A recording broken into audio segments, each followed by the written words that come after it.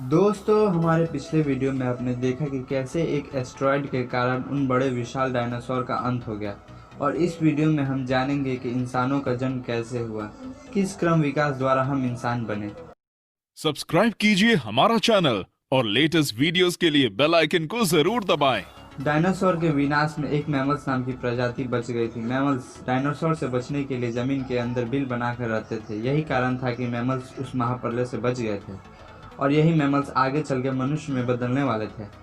समय के साथ मैमल्स ने अपने आकार में बड़े होते गए। आज से करीब 4.8 करोड़ साल पहले अचानक धरती के टेक्टोनिक प्लेट में हलचल होने लगी। इस हलचल के कारण धरती के बड़े बड़े दो भूभाग एक दूसरे की ओर बढ़ने लगे, जिससे हमारे देश भारत का निर्माण हुआ। भूभाग के टकराने से एक नई पर्वत श्रृंखला का निर्माण हुआ, जिसे आज हम लोग माउंट एवरेस्ट के नाम से जानते हैं। आज से करीब 40 लाख साल पहले अचानक अमेरिका के पूर्वी इलाके में बारिश आनी बंद हो गई, जिससे वहाँ के जंगलों में सूखा पड़ने लगा। और उसी जंगल में हमारे पूर्वज एप्स रहा करते थे। ये पेड़ों पर रहते थे। सूखा पड़ने के कारण हमारे पूर्वजों को खाने की समस्या उत्पन्न होने लगी। अपनी भूख को मिटाने के लिए इन्होंने पेड़ से उतरने का निर्णय लिया। हमारे पूर्वजों द्वारा लिया गया यह सबसे महत्वपूर्ण निर्णय था।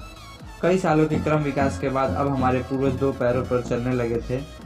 दो पैरों पर चलने से ऊर्जा कम खर्च होती थी और इससे ये चलते हुए भी खा सकते थे।